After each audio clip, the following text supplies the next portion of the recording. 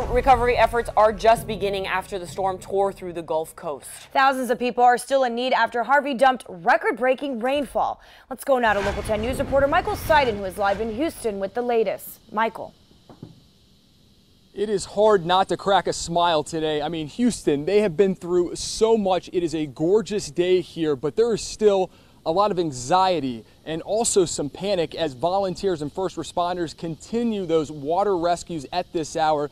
I want to take you, though, up above Houston to these aerials. You are getting a look at all of that catastrophic flooding. You can see homes are underwater, a couple highways still underwater. No question, Houston is definitely not back to normal.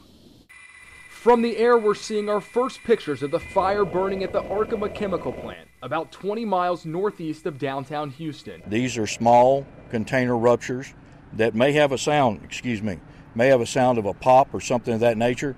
This is not a massive explosion. More than a dozen deputies recovering at the hospital, overcome by the fumes that firefighters say are non-toxic. Arkema company officials and the Harris County Fire Marshal's office have told us that exposure to smoke from these organic peroxides is similar to standing over a burning campfire. Based on this information, we believe the smoke is a non-toxic irritant. More fires are expected, and everyone within a 1.5-mile radius has been evacuated. The plant's owners predicted this would happen because the volatile chemicals that they use here to make plastics have to be kept cold, and Harvey's floods knocked out all the electricity. The other continuing concern, the widespread flooding, inundating thousands of families. A local judge issuing an urgent warning, quote, "Get out or die." People at emotional breaking points. This nursing home, beds surrounded by that murky water. I waded through the water and somebody gave me a ride on the boat down here. It just broke my heart. In Port Arthur, where evacuees suddenly became flooded inside the Civic Center and had to be taken to higher ground. The mayor reassuring his city's people even after his own home was flooded with 4 feet of water. I know one thing, though, it's not going to defeat us.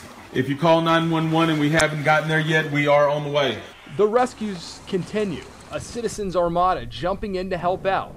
More than 13,000 people rescued so far. In the midst of it all I could think about is just the unity, to know that it didn't matter what race, religion we all come together in unity to make sure these people are saved. With the death toll expected to rise, a grim discovery on Wednesday. This white van confirming the deaths of 6 members of a Houston family, including 4 children who were trapped inside when the vehicle went under into the rushing waters. Earlier this week, ABC News anchor Tom Yamas spoke with Rick Saldivar, whose brother was the only one to survive. What have these last couple days been like? A nightmare. Yeah, it's just been a nightmare.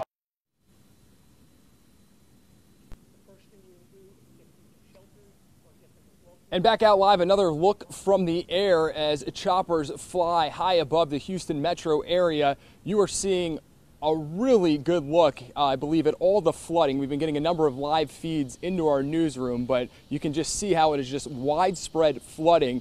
Back here on the ground, though, we do have some good news to report. Those 15 deputies who inhaled those fumes and were taken to the hospital, we just heard from the Harris County Sheriff telling us they've all been checked out and have been released. So good news coming out of Crosby. And Michael, we obviously see the sun is shining, the water definitely starting to recede, so some relief there. But what is the process like for people who are trying to still find and get in contact with loved ones?